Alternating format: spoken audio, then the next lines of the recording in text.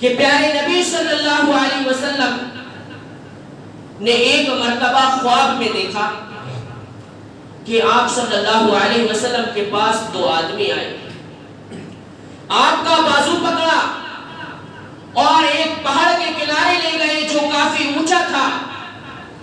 کہا گیا آپ اس پر چڑھیے.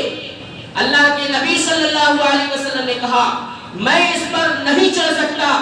اللہ کے نبی صلی اللہ علیہ وسلم سے کہا گیا کہ آپ چڑھیے، آپ کے لیے ہم اسے آسان بنائیں گے. پیارے نبی صلی اللہ علیہ وسلم جب پہاڑ کے اوپر چڑھے تو حتیٰ کہ آپ صلی اللہ علیہ وسلم آخری چوٹی پر پہنچ گئے، چٹان پر پہنچ گئے، اور آپ صلی اللہ علیہ وسلم نے وہاں کچھ لوگوں کو چیخو پکار کی آواز سنی، کچھ جہنمیوں کی آواز سنی. اللہ کے نبی صلی اللہ علیہ وسلم نے کہا کہ یہ کون لوگ ہیں؟ بتایا گیا کہ یہ جہنمی ہے. اللہ کے نبی صلی اللہ علیہ وسلم کو آگے لے گیا.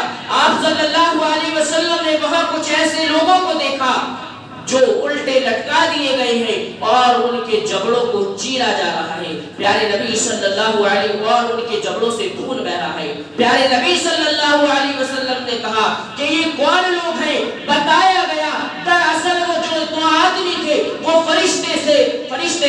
بتایا گیا کہ یہ وہ انسان ہیں جو روزے کے دنوں میں کھایا پیا کرتے تھے، روزوں کے دنوں میں کھایا پیا کرتے تھے، یہ روزہ نہیں رکھا کرتے تھے. میرے بھائیوں، اللہ کے نبی صلی اللہ علیہ وسلم کو جہنم کا منظر دکھایا گیا.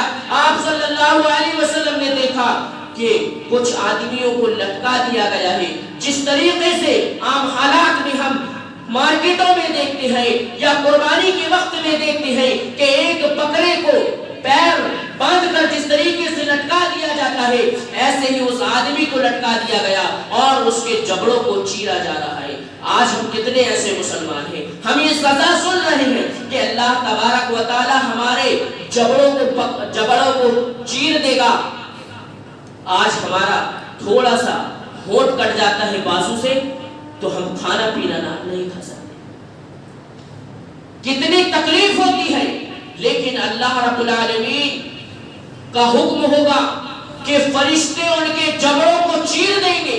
آج ہم یہ سزا سن رہے ہیں، اس کے باوجود بھی ہماری زندگی جس طریقے سے سال کے 11 مہینے کھاتے پیتے گزر رہی تھی، اسی طریقے سے رمضان المبارک کے مہینے میں بھی گزرتی ہے. کتنے ایسے نوجوان ہیں، کتنے ایسے مسلمان ہیں، میرے بھائی ذرا سوچو، کتنے ایسے مسلمان، کتنے ایسے اللہ رب العالمین کو ماننے والے بندے ہیں جو رمضان المبارک کا مہینہ بھی کھاتے پیتے گزارتے ہیں.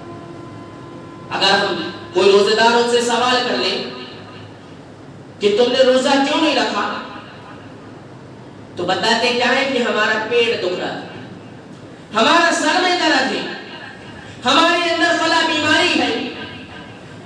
تمام کی تمام بیماریوں کے بہانے کرنے والے اس حدیث کو سن لے کہ جو روزہ جان بوجھ کر چھوڑتا ہے، رمضانوں کی ایام میں، رمضانوں کے دنوں میں کھاتے پیتے ہوئے اپنی زندگی کو گزارتا ہے، ایسے انسان کا جبڑا اللہ تبارک و تعالی چیر دے.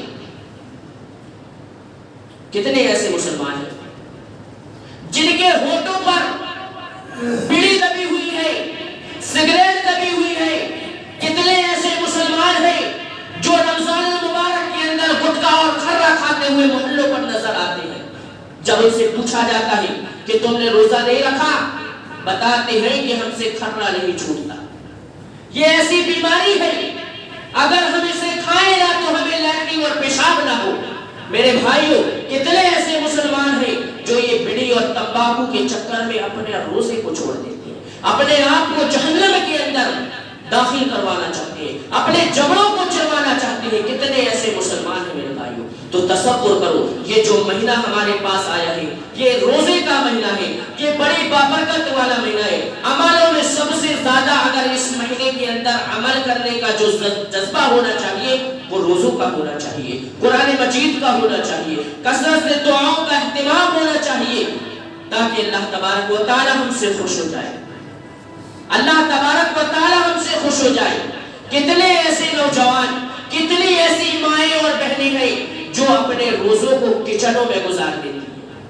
کتنی ایسی مائیں بہنیں ہیں جو اپنے روزوں کو کچنوں میں گزار دیتی ہیں، دن بھر کچنوں میں مشغول رہیں گی کہ آج ہمارا شوہر آئے گا ہم کباب بنا لیں گے، آج ہمارا شوہر آئے گا فلاں قسم کی افطاری بنا لیں گے۔ میرے بھائیوں، میری بہنوں، یہ کھانے پینے کا مہینہ نہیں ہے، آپ بنائیے لیکن آپ کی زبان میں ہمیشہ اللہ تبارک و تعالیٰ کی تسبیح ہونا چاہیے۔ یہ نہیں کہ افطاری بناتے ٹائم دنیا کی باتیں کر رہی ہیں، غیبت اور چغلی کر رہی ہیں، کیونکہ پیارے نبی صلی اللہ علیہ وسلم نے ارشاد فرمایا جب ہم روزے کی حالت میں ہو تو ہم کسی کی غیبت نہ کریں، جب ہم کسی کے روزے کی حالت میں ہو تو ہم کسی کی برائی نہ کریں۔ اگر ہم نے برائی کی، اگر ہم کسی انسان کی غیبت کر رہی ہیں، اگر ہم کسی کی برائی کر رہے ہیں تو ہمارا بھوکا پیاسا رہنا کوئی مطلب کا نہیں ہے۔ میرے بھائیوں تو تصور کرو اس رمضان المبارک کے اندر روزے رکھنے کے ساتھ ساتھ نمازوں کا اہتمام کرنا چاہیے، تراویحوں کا اہتمام کرنا چاہیے۔ یہ نہیں کہ رمضان کا روزہ رکھ لیے، سحری کرے اور بستر پر آرام سے سو گئے۔ ظہر کی نماز آفسوں میں گزر رہی ہے، عصر کی نماز آفسوں میں گزر رہی ہے، بازاروں میں گزر رہی ہے، مغرب کی نماز کھانے پینے میں گزر رہی ہے اور عشاء کی نماز ڈکار لینے میں گزر رہی ہے۔ تو ایسا روزہ ہمارے کسی کام کا نہیں ہے۔ اگر روزہ رکھ رہے ہیں تو نمازوں کا اہتمام کریں، روزہ رکھ رہے ہیں تو اللہ رب العالمین کی تسبیح بیان کریں، دنیا کی فالتو باتوں سے بچے میرے بھائیوں۔